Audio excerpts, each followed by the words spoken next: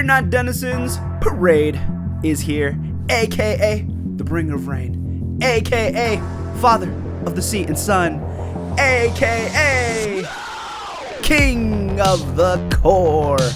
And today we have a very special guest to talk about their D23 experience. We have none other than Nejon Quipot on YouTube and Instagram. How are you? We're here, man. We're making it happen one day at a time. At a time every 2 years. It's funny because I thought D23 was 2023, and like every year changes, and then I'm like, oh no, that's not right. I'm dumb. But we figured it out, and we have limited time to talk to you about your experience. I just want to plug really quick. Follow you on Instagram and YouTube. That'll be in the description. My socials there for the Raincore channel is also there for the Instagram. And also cool shirts like the one I'm wearing right now, raincoreclothing.com. If you play Lorcana and you're a Disney head like me, you can pick up a cool ink shirt, rep your ink, wearing the Emerald Steel today. And you can get these shirts as low as $19.99. All right, plus so handling. I don't know if it's free shipping and handling, but it's cheap or low prices, good quality shirts. I shouldn't say cheap shirts. All right, so what do you want to talk about your D23 experience? Maybe I don't know if we'll skip the traveling there. What was it like? Like, what time did you wake up? What time did you get to the convention?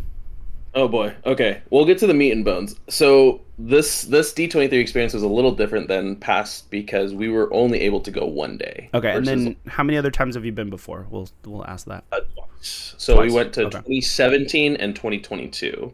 Okay. So yeah, every other year, this is like I'm gonna compare my experiences from past versus this trip just because it was very different. But in the past, what I would typically do is go to the panels or try to do the standby queues for the panels. And it was significantly easier to do it back then. I was actually telling our other friend who we took for the first time this year. They weren't really checking, for one, reservations. If you had there's a special area for first come, or rather, you actually were guaranteed a seat. Okay. So you can buy a la carte. I don't know how much it was back in 2017, but you had this group of people that were taken into these panels first, and then it was standby queue for everybody else. You may or may not get in, so it was gambling at that point. Yeah. I knew people, or I met a lot of people. If you don't know, I'm a very social person. So I was making connections throughout the weekend. And so I would link up. I'd be like, hey, what panels are you going to? And so I would basically network and figure out who's going to which panels at what time. Yeah. And are you trying to interject as a plus one? 100%. So I was telling my friend, I was like, I would go to one panel, and then as soon as that one ended, I would find my group of friends that were already in line for the next panel I wanted to go to, and then I'll hop in that line. It's not really like that anymore because it's so expansive. Right. And it's kind of cool how they've scaled out all of pretty much the Anaheim Convention Center now. Yeah. They have all 3 floors, and they are really utilizing the spaces. Real quick, I heard there was 140,000 in attendance. That would be pretty accurate. There's a lot of people. There was a lot of people everywhere. That's what was crazy. Was you would go to an area where you'd be like, okay, cool, I could rest here, but there'd still be 50 people around you. Yeah. And of course, people walking by, but yeah, that there was 12 in the big panel. So entertainment, the experiences in parks, and then they did Legends today. In that arena alone for Honda Center is 12,000 people. Yeah. So they even took people out of the main area too. That's crazy. Yeah. And they ship those people. They have buses coming back and forth. So you have a bunch of people going over there. So 140K doesn't surprise me. Right. Convention Center alone. What time did you wake up to go? Because in past years you've been there 4 a.m. Something crazy, right? Yeah. So this year, and they did this similarly last time in 2022, where they have the virtual queues. Yeah. for the shopping because mom's super into shopping. Hmm. And they have, I believe it's 3 stores they had this year that we had the virtual queue. Mickey's of Glendale, D23 Marketplace, and there's one more I can't remember off the top of the dome. But there's 2 virtual queue um, time timers, I guess you can say.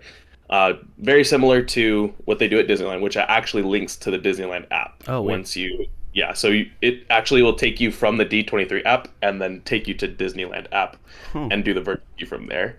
I'm Weird. assuming because they already have the software integrated for the Disneyland app. Right, right.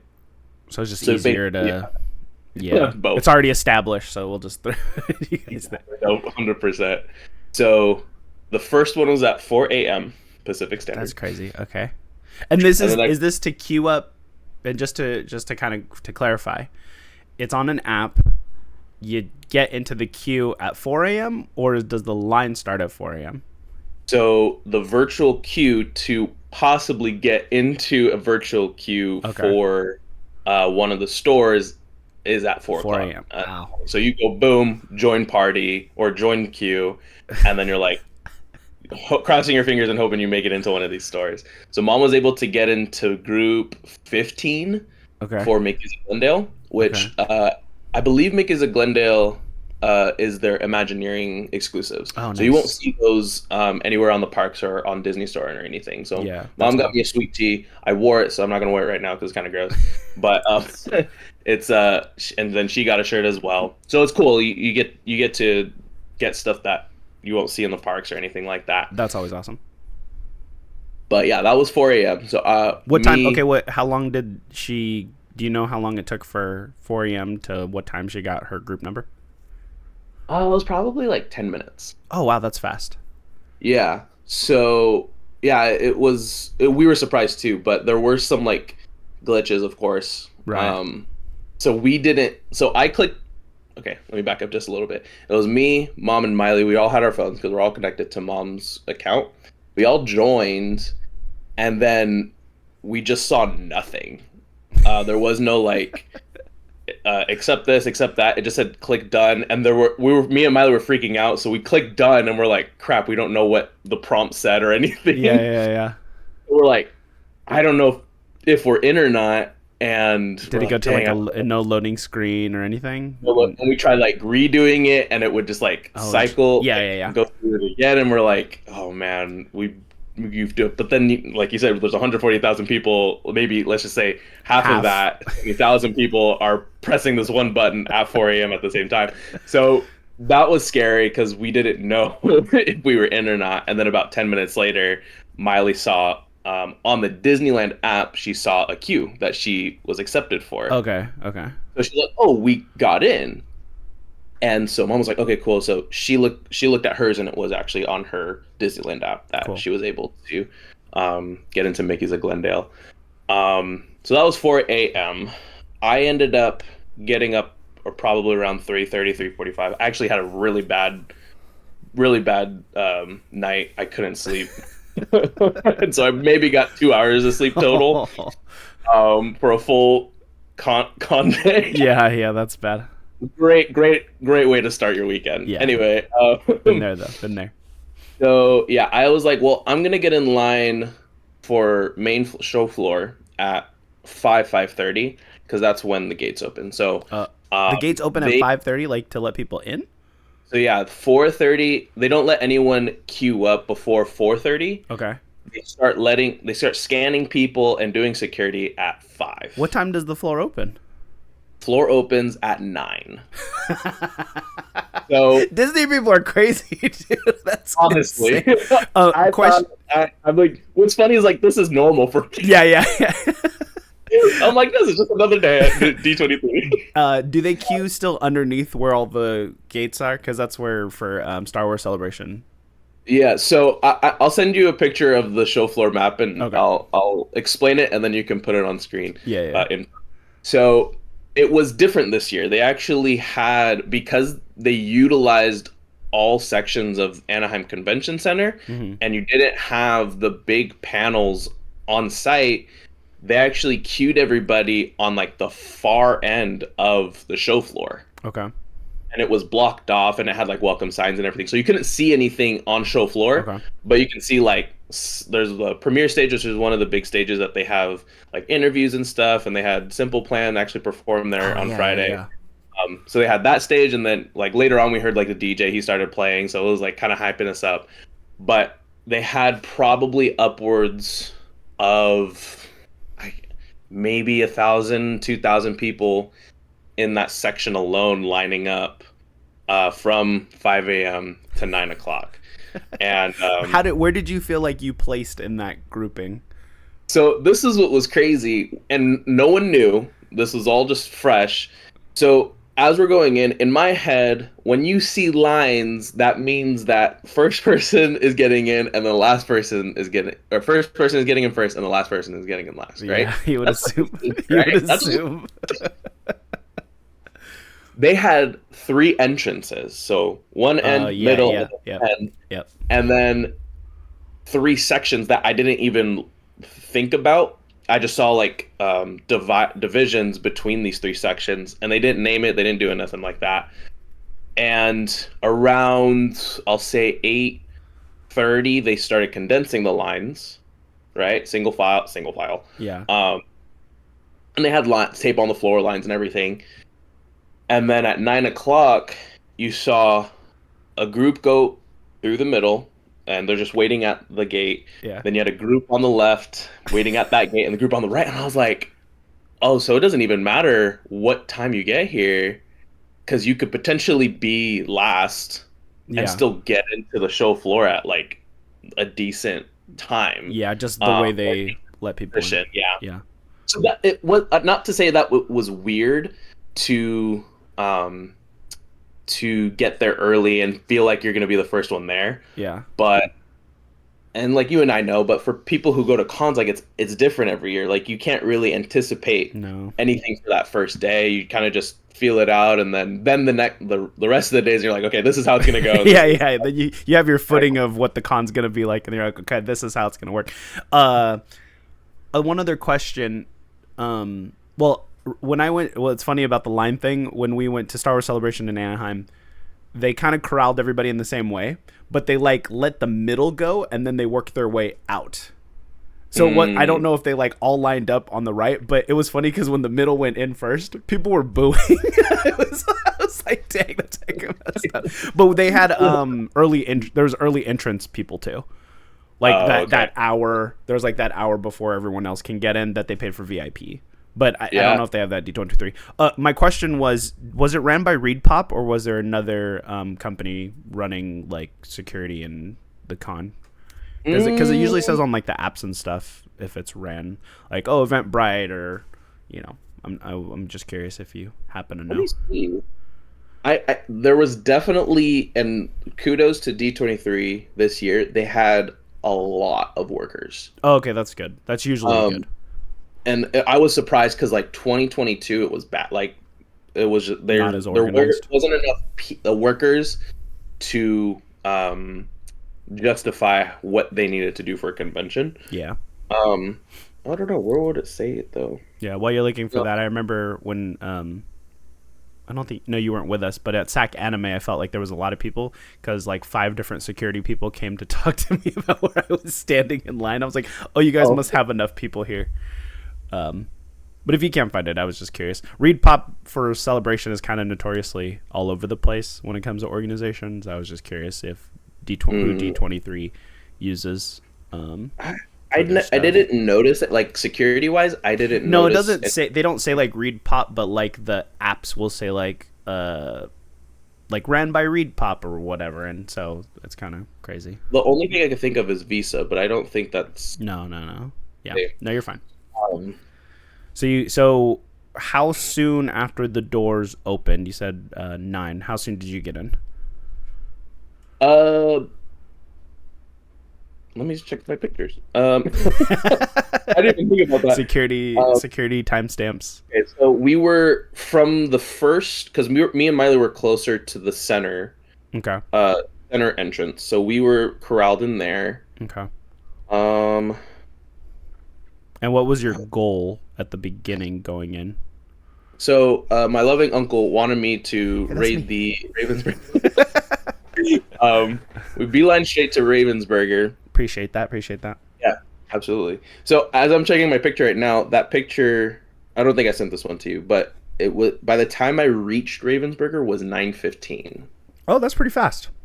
I didn't realize like timing wise that actually was pretty quick. Yeah. But what what ended up happening was everyone and their mother also wanted to go to the Ravensburger booth, and they didn't have a big enough booth um to Corral. cater yeah, to corral, to cater everyone. So How many people there do you think it actually fit? Like a guesstimate. maybe 100. Yeah, that's not enough. 145,000. We'll divide that into a quarter. All those people are trying to go, and we have people on like scooters that I heard that were trying to get into Ravensburg. I'm like, oh Oh. no, you're not getting in there. But it was just, yeah, it was crazy because I was like, why is this booth so small? But half of it was for the store and the queue, and then the other, well, I'll say about 75% of it was for the store and the queuing, and then the other 25% of their booth was the tabletop game. So they had Chronicles of Light, and then the Ursula's. Villainous. Ursula's I didn't Return. see Villainous. Oh, No interesting. one was playing Villainous there. Um, but yeah, they had probably upwards of 6 to 8 tables. Yeah. And those are probably like not 2 by 6 or 6 foot tables, maybe 4 or 5 foot tables. Yeah. They Um, should rethink that and probably not put. yeah, or like have another section, buy another section. I don't know, but it was just like Miley had mentioned, like maybe they bought that spot in 2022, Yeah. not realizing that they would get so big over the next 2 years. Um, they didn't know, we didn't know, so now they know how Yeah. big they are. But And real quick, for people who don't know, Ravensburger is a big board game company. They have Disney IP like Villainous that you've probably seen at the stores, and they also make the trading card game Lorcana that came out in like end of, was it 2022 ish? 22, yeah. So they've and it's funny because people are like, "Oh, Lorcana's dead." It's like, I'm gonna No. disagree from what we're talking about at D23. Because merch wise, they posted that there's gonna be a collector's box. They were gonna have Mickey promos and pins, and that's why I sent Nejon. I was like, hey, if you have the time, or if you don't mind checking it out, see if you can go to the booth, because you actually went to their booth last year or 2 years ago, and got one of the cards and signed by the creators. And I think they were doing it this year too, because I saw some people with signatures on the promo Mickey from this year. But I'm guessing you got turned away. So at first, I had to like think about it. I'm like, okay, how can I get to this line as fast as possible, right? Yeah. So I actually went back around the other side of their booth, Yeah. and I heard they're like, "There's no line for Ravensburger now. There's no standby queue," and I just see this crowd of like probably upwards of 200, just like just warming the booth. And mind you, like the aisles aren't that big, right? You have the main aisle, which is bigger, it's probably upwards of 20, 30 feet Sure. like across. And then each aisle is maybe 6 to 7. Like I feel like I could fall down and then I could stretch out and then I could reach both sides of the aisle. So you have 200 some people gathering around Ravensburger. Ravensburger workers are trying to kick people out. And then I was like, okay, let me just see if there is a line forming. So I go back around and I just see people lining up. You know how they do the whole, like, everyone's gathering and Yeah. making a line. So I was like, oh, maybe this is a line. And so I get in line. I don't know if it is for Ravensburger or not. I don't know if there is a line at all. I get in line though because I was like, maybe I have a chance. So I'm standing in there. People are trying to crowd. People are asking, "Is this the line for Lorcana? Is this the line for Ravensburger?" I was like, "I don't know, maybe, but we're just here we're just here trying to get in." So it loops around two like snakes up and back in two different aisles, And for anyone who doesn't know, that's really bad for foot traffic at a convention. You have a bunch of people just walking around, and so workers are telling people like, "Hey, you have to keep moving. You got to keep the aisles like free." Da da da da da. And they actually blocked off that area from traffic going in it, and telling people at the convention to go the other way, either left or right or back around. So I was just waiting. I was like, maybe we'll be able to get in. So about 10 minutes later, this lady comes by and she's like, "Hey, the standby queue for Ravensburger is closed. There is no line for Ravensburger." And I was like, "We'll see about that. We'll see." And so everyone stays in line. Of course, yeah, because they're like, they're not gonna listen. They're like, "Well, I'm here for this thing," so. And me and this other dude were talking. He's like, "No, we'll stay here as long as we need to." Yeah. And I was like, "I feel that." And then like 5 minutes later, this other dude comes around. He goes, the standby is closed, but we'll still let you wait. But we're gonna direct you into another area, so there's not as much people here." Ooh. So we get redirected into like one of the like middle there's like a little outdoor area within the convention center, and snaked in and out of that there was maybe 50-60 people that fit in that little snake, which I don't think it really made a difference in the amount of people that were there. And of course I was right in the sun, so I was like, this sucks. And there was probably upwards of like 20 people that were also in the sun, so everyone's chilling out there. And then I had texted you. I was like, "Do you need me to wait here? Like, do you want me to wait here and stuff?" And then I think that's when you had texted me that your friend had done that same set in Disney, downtown Disney, or Disneyland. I'm not sure where she was, but she posted on Instagram that she had her hands on it like super early, just like not, didn't even have to like do anything crazy. And so I was like, yeah, just like don't even worry about it by the time I was like, yeah, because it would be nice to have the collector's box, but I also didn't think that having 6 cards for $100 was really worth it. Especially and I'm like, I didn't want you to like, I said, because you said your friend wanted Lorcana stuff too, so I was like, if you're already on a quest, just add me to that. But if it wasn't something that was going to happen, it was going to be no, sweat off my back. So,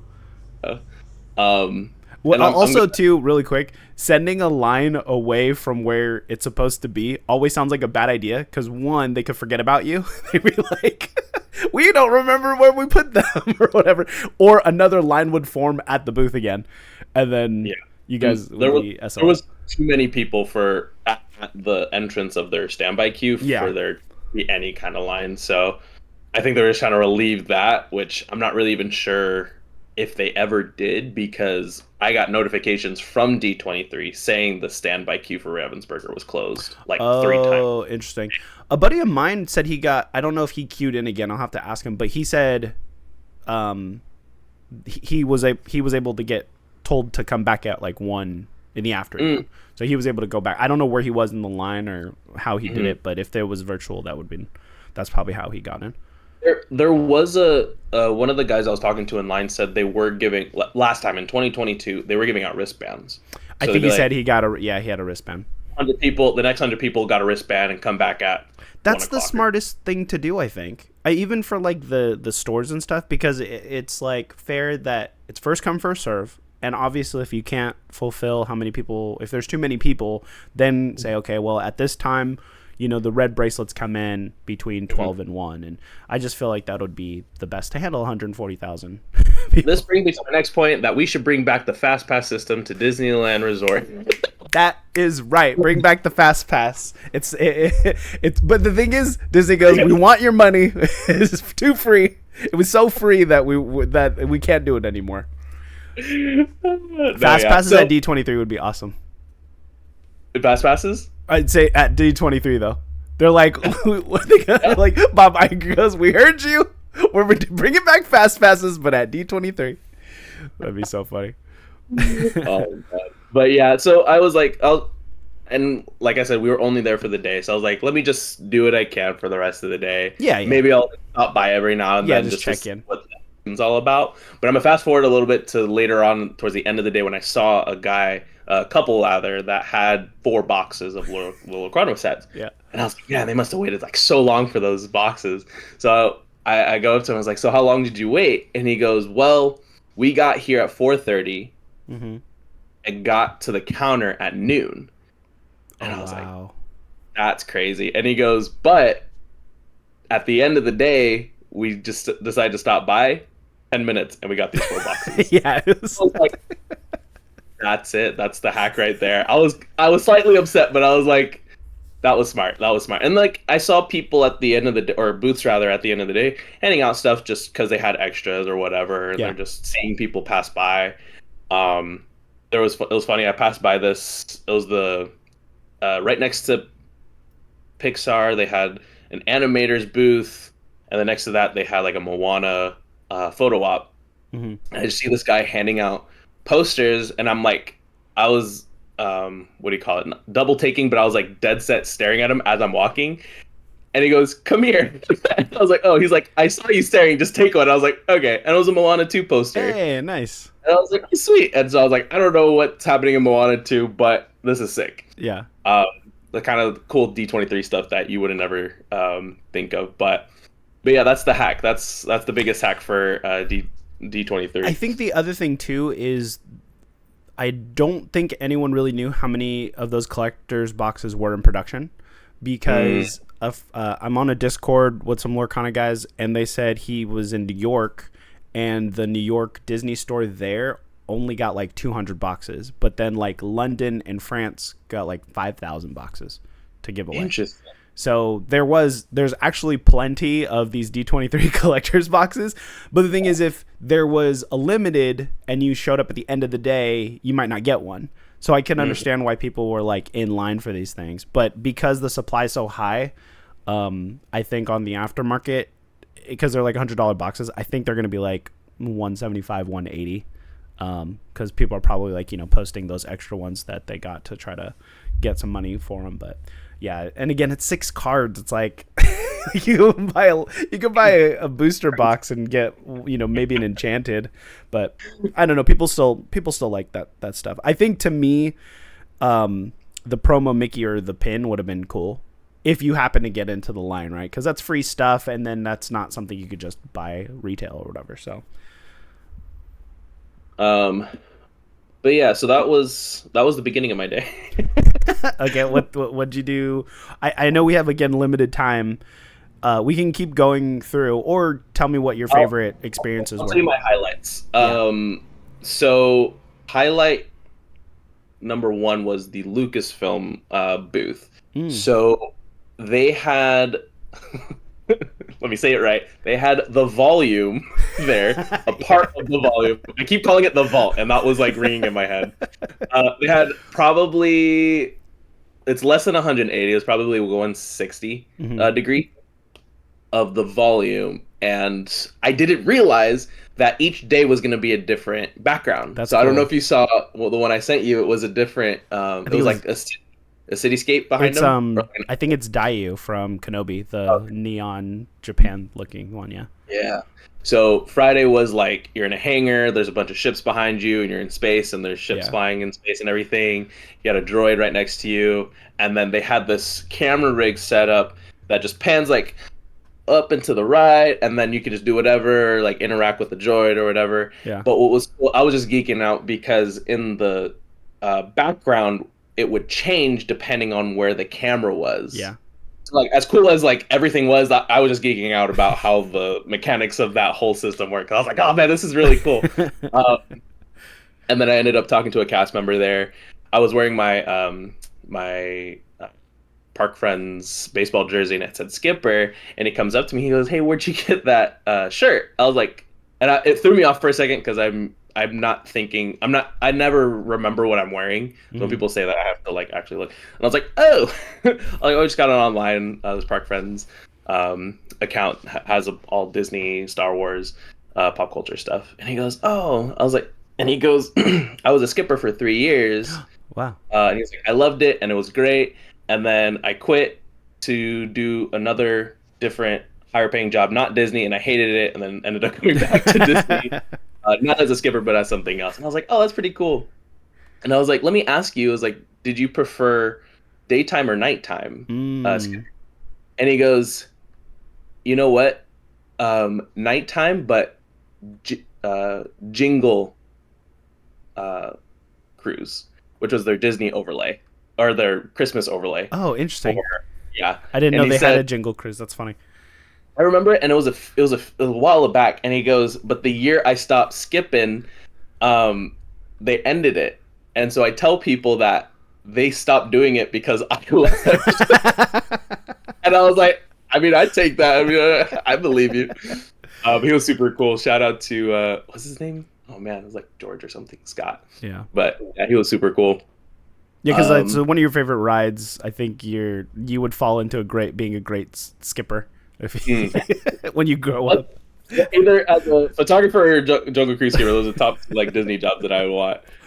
But California, not Oh, Disney World. yeah, Disneyland's better. Anyway, that was highlight number one. That was cool just to see the set of it. yeah. Uh, Did they and have then besides the droid? Did they have any other props in front of the volume there? uh, just for that set, Mm-hmm. no, Okay, not that I could see. They maybe had like the boxes, like the the crates and like stuff. crate boxes. Okay, Um, because I saw someone on Instagram post theirs, and I was like, oh, it looks like a movie, like you're in the movie, which is cool. It looked really good. no, it's yeah. It was just like I felt like I was there, even though it was just screens. Yeah, And then like when the screen would change depending on where the camera was, I was like that was where I was like, oh man, this is just screens. This is just um effects. Like, man, yeah, that's really cool. it was cool.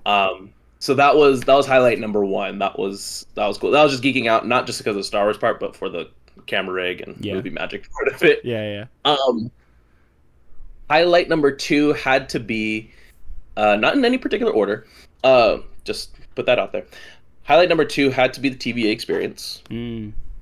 If you haven't seen anything on social media yet, um, comparing to last D23, the Marvel booth showcased the outfits and costumes Right, from the movies that have come out. So I was like, oh, right. this is pretty cool, right?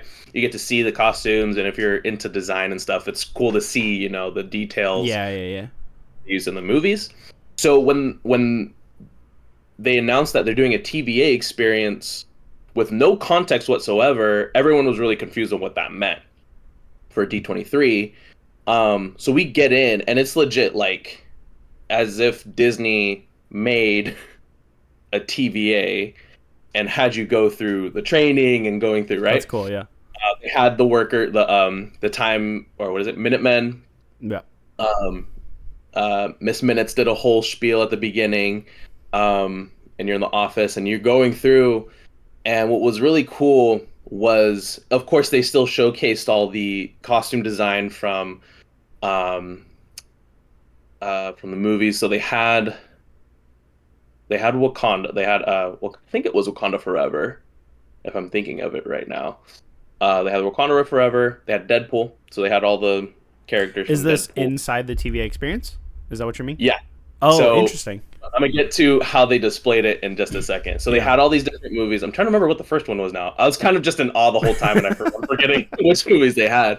But each movie, each set of costumes from each movie was in a time door. What is it Oh, called? but I think they're I'm time talking about portal because it's like you use the little thing. Yeah. each one was in a time portal. Smart. So you Yeah. look in it like, oh, this is from this movie. And then it was, for me, it was like cool because you're going into each universe through the time door. And I was Yeah. like, Yeah. really cool experience. Just seeing everything. Haven't seen Deadpool Wolverine, but I knew all the characters in there already. So Yeah. I was like, it was cool seeing those costumes. And then you get to another line where you interact with Rocket. And Oh, that's at where Rocket was. first, I was trying to figure out where Rocket was. so he was in the middle, which is kind of cool. I was like, okay, this is different. This is weird. So he's also in a time door, and he starts talking, and he mentions something. and then he mentions this dude on the side with a beard, and then I look over and there's a dude with a beard, and I was like, oh, that's interesting. By the way, for people who haven't seen it online, it's like a glass. It's a glass, and it's like a CG version of Rocket talking, not an animatronic. Yeah. So it's a screen, and he's talking, and I'm like, and you know how like in Disneyland for the character like Kylo Ren, Iron Man, they have certain voice commands, right? Right, with the hands, it's like specific lines. Yeah. So in my head, that's what I thought what was happening was like there was just certain commands or certain phrases. Yeah. But then he kept talking, and I'm like, wait a minute, you're actually talking, like, live. Because he said something, and we were dead silent. He goes, oh, okay, I see. You're, like, the silent type. And I was like, wait a second. No, this dude's talking. Like, he's actually here. Yeah. And it was cool, too, because it was the whole body. So he's moving, and he's talking and moving his hands and his face and eyes. He sat down for a second. And so it was really cool seeing that experience. The immersive type experience. Yeah, so you would assume that there's someone who has either a camera to the audience with facial thing to do the mouth, like puppeteering virtually, essentially. Yeah, so I'm assuming that like there's probably I would assume like a mocap suit of sorts or Connect or something like that. Yeah, and some kind of actor or cast member doing the whole thing. Mm-hmm. Yeah, and then I had seen kind of just a tangent a little bit. They had a similar experience with Mickey. So they had a Mickey person interacting with people going in. So it was like cool to see that where you can actually talk with the characters. Because right now, I think around the world for Disney, they only have Turtle Talk with Crush, which is interactive. Yes. They have a Mike Wazowski one. Where he's comedy show. Yeah. I like that a lot. Yeah. But other than that, I don't think there's any other like interactive experiences where you're actually able to talk with the characters. Yeah, they're probably going to do this more, actually, in the parks, because it's just you don't have to put someone in a suit and walk them around in a park. So they just have to have a good accent and good voice impression. That's about it. Yeah, that's cool. So that was really. I was like, man, if I was coming back Saturday, Sunday, I would definitely go back in. Ask good questions. Yeah, because your mom posted her walking through. I was like, the one thing I wish they did, which would have been cool, is have a fake scanner. But when Loki goes in, they're like, "Are you a cyborg or a human?" So like, have someone just add a little thing to it and have it go off sometimes. Would be cool. Oh yeah, that'd be fun. That's good. Oh man, but yeah, that was cool. So by the end of that, they also showcased the Agatha All Along costume designs. Oh, okay, cool. Throughout, that one was really cool too. It was very spooky, of course. Had a little smoke effects and it was darker. But at the end of it, you ended up going back to TVA to where Ouroboros was in the research and development part. Oh yeah, you were given your job description. So I got the job description, Judge Bench. What's Judge Bench? It's where Ravonna was. Oh, okay, yeah. So there was the judge, there's Minutemen, there's the analyst, and then I'm forgetting the last one. Oh, but that's still cool, like a little souvenir card. I like that. Yeah, it's just like more free stuff. Yeah. And it's like legit too. It's like an actual card. Like an actual card. Yeah, that's awesome. Yeah. So that was cool, and then you got to see like the little props. Around the research and development. So was that area. the Marvel presence? Was that like the Marvel thing? Okay, that's cool. And that's what I didn't realize, because I was looking at the map. I was like, I don't see the TVA experience, and Maya was like, no, the TVA experience is the Marvel thing. I was like, oh, got you. Yeah. And then just the whole set looked really cool. They had a photo op on the other end of the key lime pie room. Yeah. So we got a little photo op there. That's cool. So that was highlight number. That was one I was looking forward to the most, just because I loved Loki season 2 especially. Yeah. It just overall just had a great storyline and plot and everything, and lots of twists and turns. Did they have a bunch of junk for Ouroboros' office area? Oh, that's cool. That's cool. So yeah, it was just like it was spot on. Like there wasn't anything that disappointed me in that experience. How long did it take to get in? Like, was it still like a long wait and then going? Yeah, so their booth was pretty big. You could probably fit upwards of 200 people in the line. Okay. And that wait was probably 30-40 minutes. That's not bad. That's not bad. No, and it was Friday, so we didn't have as many people Oh, sure, comparably sure, to sure. Saturday, Sunday, or at least I would assume. But yeah, I got in pretty. It was towards the end of the day too, so 5 o'clock I believe is when they started. 4 or 5 o'clock is when they started shipping people to Honda Center because that's when the panels were typically starting. So there Okay. was a good chunk of people that had already left the expo to go to the big panels towards the end of the day. Yeah. Um, but yeah, that was cool. Highlight number three, and this is just because I've been watching a lot of like behind the scenes stuff for Disney parks, like behind the attractions on Disney Plus, the Imagineering story. So they had a full booth that had like 6 sections of Imagineering and everything behind that. So they had the BD droids, Ooh. and they showcased the BD droids walking around and interacting with the people coming around. And I've been wanting to see the BD droids for a long time Yeah. since it came out. Um, Super cute. Just looks like a Stream Deck controller, which is hilarious to Okay. me. Yeah. Uh, which I'm trying to remember based on the videos I've seen if there is a person or if it's a secret person. I think it's a secret I person. think it's a secret person. Yeah. Like they're just in regular clothes and they're just following along with the crowd. But that was super cool. That was like the number one thing I wanted to see. Overall, I wasn't expecting them to be there, but I just happened to run across them. I was like, oh my god, they're here. Behind them, they had the I don't know if you've seen the moving floor that they were working Yes. on. Yes, I So they have. had that. They showcased that, and they actually had a mini one where you can move these little Darth Vader and Luke figurines Mhm. on platforms, and it was just like a nunchuck, like a Wii nunchuck that Yeah. you could just move the character around. Yeah. So that was really cool to see in person, and of course the guy walking on it, he had just a PS4 controller, and he's just moving himself around or walking or whatever.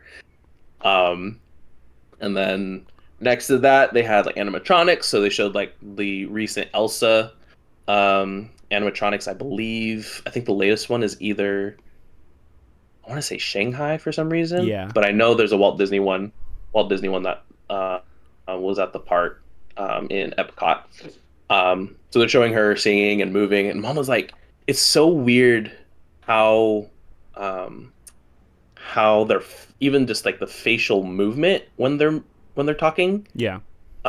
is so not necessarily accurate, but there's accuracy to it Yeah. for a Is it human." the I think is it the it's an actual animatronic face. It's not the CG like LCD kind of face, right? Yeah, it's an actual silicon or whatever. Like Yeah. it actually moved. Moves, yeah. Like the one they'll do for the Tiana rides.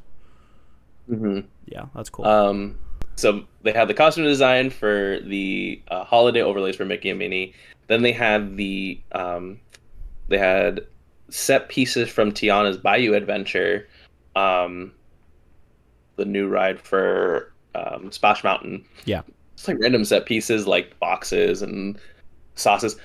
I haven't watched Princess and the Frog, so I was like, there has to be some references here. They had like hot sauce packets, of course, her beignets, which I knew about, but Yeah. a lot of food related stuff that I'm sure are related to the movie. But then they had her costume design and like uh, something I appreciate is like texture and color. So they Mm. had a lot of different color palettes and different um, textures to compare to each other. They had like three or four um, of almost the same thing, and they looked exactly the same thing. But Mom was even like, I appreciate the research and development, making sure that they're trying to get as accurate as possible Yeah. in that sense. um, and the one thing I was most impressed by in that booth was the special effects. So they had, if you don't know, when Disney Imagineers create a ride or create an experience, they do a small scale version of it, of Oh yeah, course, and miniature. then they'll scale it up, right? Yeah.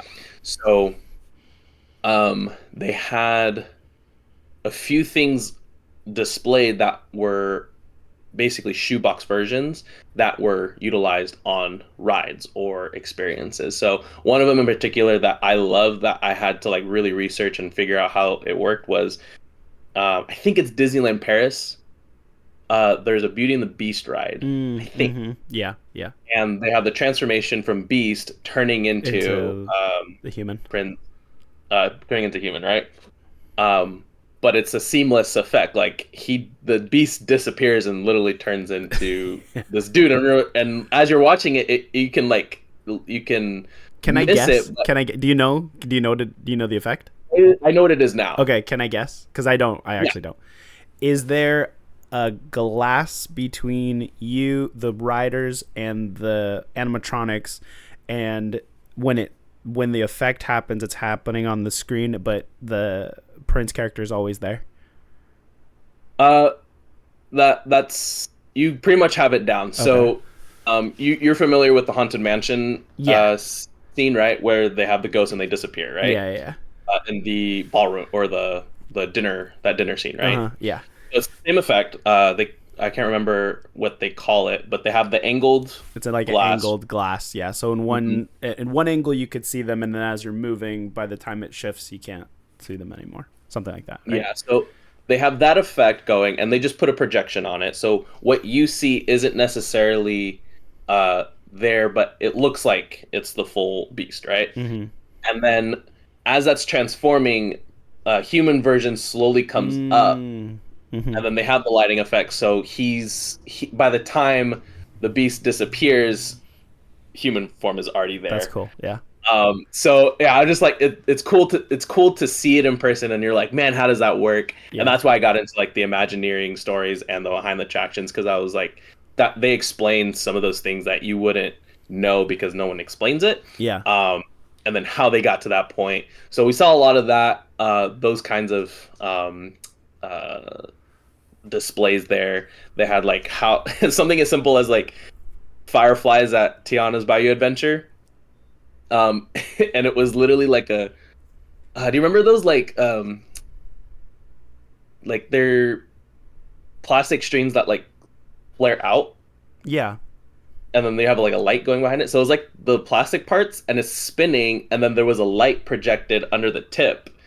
Okay, so it's going like this, the plastic part, and then the light shimmering up just is pointed at the tip of the plastic part. So then you get the effect of a firefly. Oh, okay, cool. So like little things like that that are small in scale but have a huge effect for the overall attraction. Yeah. I'm trying to think of the other one. They have a display for a drink at Disneyland Paris, and I think Disneyland Paris also hosts an Avengers campus. So they actually have a restaurant there where you get a multiverse drink. Mm-hmm. So they bring this. It's a huge box. It's like I could probably fit it in my head, and it's white. Like on the sides, it's white, and it's encased in this brownish goldish casing, and then you do this whole thing. They have this whole show bit when you order the drink at the restaurant, and then the white turns transparent, and then you can see your drink in a mirror effect of multiple drinks behind it, and then your drink just bloop, like it's like light displays, just like appears, yeah. So I was like, oh, that's random, but that's really cool. Yeah. So the box probably has like mirrors and lights in it. Yeah. As they're showing it, I'm like, this is kind of weird, but it's just the show kind of thing. Yeah. Right. But as I'm looking at all these things, I'm hearing one of the Imagineers talking to an attendee, and they're asking questions, and he's basically explaining things. And I'm listening to him. I'm like, man, this guy sounds super familiar. And he finishes talking with them, and I go up to him. And mind you, I've been watching Behind the Attractions, which showcases a lot of Imagineers that have been working on projects throughout the years, right? So I asked him, I was like, are you an Imagineer? He goes, yeah. I go, were you on the show Behind the Attractions? He goes, yeah, I was. And I was like, oh shoot, I've heard you and I've seen you on the show, and I was like, it's really cool getting to meet you. And I was like, what are the favorite like rides you've worked on, and he said Cosmic Rewind was like one of the top rides in Epcot, the Guardians ride they have there. Oh, I'm not familiar. It's one of the newer ones they Oh, okay, built. okay, So that was I think 2022 or something like that. okay. 2021, a little bit before that Yeah. maybe, but that one has a lot of it encompasses a lot of different effects and illusions, and it's a roller coaster, but the vehicle itself rotates. Oh, okay. So that one's pretty advanced compared to a lot of the standardized thrill rides they have at Disney. So it was cool getting to talk to him for a bit. I took a picture with him. Nice. His name was Daniel. I was like, oh, that was really cool. I was like, that was kind of a highlight overall for the day. Yeah. Because like, as I was looking at him and listening to him, I was like, I know I've seen you. Where do I know you from? But yeah, like those are the top highlights. Other free stuff, got stickers. Hey. If you don't know what to do, just go up to booths and they'll start giving you free stuff. Yeah. Target was also a booth there. Didn't Yeah. know that was going to happen. Yeah. And then Pixar is coming out with a new series, first Pixar series ever. They're handing out stickers. So I was watched like, the trailer for that. And I was like, this looks fun. I'm not sure what it is. It's baseball, something with baseball and kids. Baseball. Everybody's powers of sorts. I don't know what's happening. Little League Baseball. But yeah, it's interesting now where like D23 is in relation to where they were they started in 2013, I believe. Okay. And just to see the progression over time, how they've scaled and like how they're gonna handle the masses coming into D23 is kind of wild because now you have to pay for a seat for those big panels now. Right. You told me that. Yeah. So it's not as accessible to see what's happening, the new movies and stuff, or the new things happening in the parks, or legends even, people getting honored that reward within the Disney company. But we'll see. I'm curious to see how they're gonna figure that out because it's almost a hassle now to try to get into those other things. Yeah, I mean, I'm of two minds. Like, if I had to pay to get into a panel that I really wanted to see, I can guarantee a ticket and get in. That's good, but then you're already paying on top of the ticket price, which is not good. So it's like, it's a toss-up. It's a toss-up right now. So yeah, at the end of the day, it just depends on what you're there for and what you really want to do. Right. So, for me in the past, it was going to panels. It was really cool seeing, and that was my thing, is just seeing actors and celebrities, seeing new stuff. Like this year, they had a lot of announcements for the parks. Check out Disney Parks on Instagram just to see what's happening because they have a lot of things coming. Even if they're not starting it right now, they're in line to development start stuff. Production. There was a lot of entertainment announcements too on Saturday. Mm-hmm. It was crazy. I was surprised. I was shocked to see how many announcements they had. And then like even the smallest thing as Fortnite, they were streaming Saturday's panel on Fortnite because they were incorporating Star Wars, Pixar, and Disney characters as skins now. Mm-hmm. So that was hilarious. I was talking to one of my friends. He's like, "Yeah, I was actually watching D23 on Fortnite." I don't I'm old. I don't know how that works. Like, is it in a match or I don't know, or just in the game hosted by the game? It's crazy. Fortnite's crazy. Yeah. If anything, just as things I'm looking forward to with announcements. As much as I'm not interested in The Mandalorian, they have the movie coming out, which I feel is gonna be interesting and cool. I'm bittersweet about some of the sequels coming out with Incredibles. Why? Toy Story, I feel like they're milking out a little too much, but I'm like, okay, to each their own. Yeah. Parks wise, there's a lot of cool park things coming along. The Avengers ride, they actually announced the name of it, Infinity Defense. King Thanos. That was like that poster you got me 2 years ago. I was like, oh yeah, I remember that. So yeah, they had a poster. Oh, also in the Imagineers booth, they had a poster of Thanos, and he's probably like 10 feet Yeah, tall huge. in person. It was funny. Someone posted a picture of it, but you can't really tell how tall he The is. scale is like, Not yeah, in a really. photo, Yeah, yeah. but yeah, he's really tall. It's really tall. Um, and then they announced that they're opening another ride next to it, which is like I'm trying to remember what it's It's called, the but it's Iron called a Man Stark Flight Lab. flight. Yeah, yeah. And it's basically it's a two-person car, and it's similar to Stark's helper buddies in his lab. Those robot. Uh, what was it? Was his name Dummy? I'm trying to remember if I his name can't was remember. Dummy, something like that. What he was always getting on his case about not. The little hand things. Yeah. But it takes that and it grabs you and it spins around and all that. And they announced that Tony Stark is actually gonna come back as Iron Man to be the voice and face for Stark for that ride. So I was like, oh, that's pretty cool. That's pretty sweet. Because I don't think, well, there's no Avengers rides. So, or no, I take that back. They do have the Iron Man ride in Hong Kong or Shanghai. Yeah, there's a ride there. But I don't think Robert Downey. Did I say Robert Downey Jr. or Tony Stark? You said Tony Stark. All right, Robert Downey Jr. is coming back as Iron. I wonder if it'll be a hologram, the blue hologram version of him. Because possibly, I'm not sure. I mean, like once, and that's another interesting thing. Once Secret Wars happens, what the campus will be like? Because technically, it's like isn't the campus a specific time frame or no? Campus timeline is a timeline where it's outside of the timeline, isn't it? Outside of the timeline. Right. So Thanos doesn't win, but everyone is able to go. Regardless, everyone passes through this timeline for Avengers Campus. So that's why we get to see everyone coming through the different variant Lokis and Moon Knight and Werewolf and Wolverine. Waiting for a Vision, because that would be cool. Anyway, we might get it with the TV show coming out. We might get a Vision family, and then we'll get the Fantastic Four there. That'd be sweet.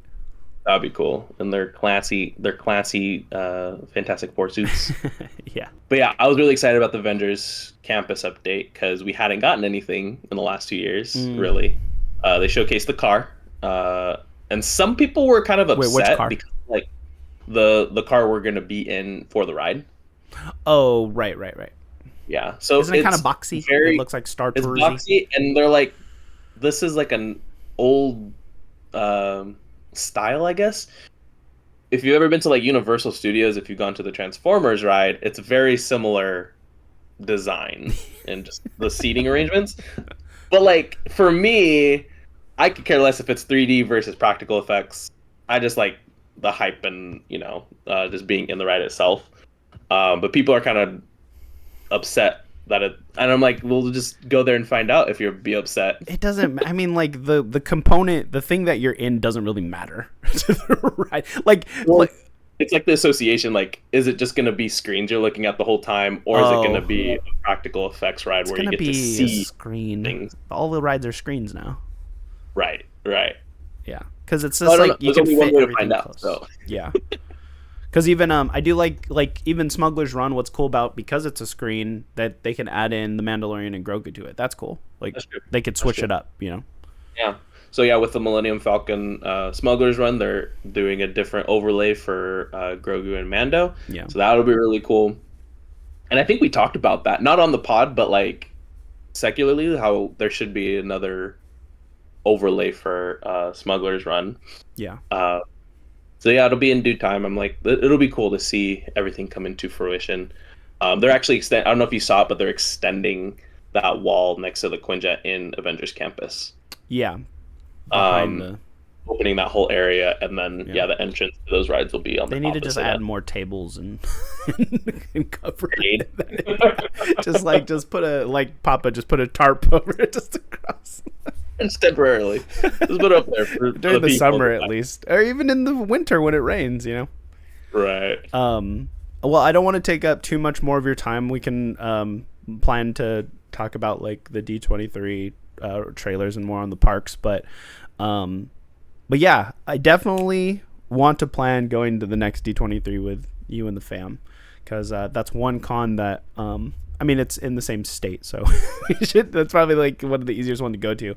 I just know it's not like heavy on the cosplay, and there's more experiences there. But I would like to go to say that I went and maybe get in on those panels, because this year was fire for panels. I got to admit, this year had a lot of announcements for all the Marvel stuff and Star Wars stuff coming out. So I'll put it on the list for probably 2026. Yeah. 26, baby. Let's get it. Well, where can people find you again? At Nejon Quipot on Instagram, TikTok, YouTube. If you have it, I probably have it too. If you got it, I got it. Yeah, I'll drop all of his links in the description below. Again, like, comment, subscribe here on the Rancor channel. Thank you again, Nejon, for telling us about your D23 experience. I know there's probably many more stories and much more planning that we can do as future D23 goers. But that being said, I hope you guys have a great rest of your magical Disney day. Budget Chewy, boom, right here. Yeah. Bye, guys.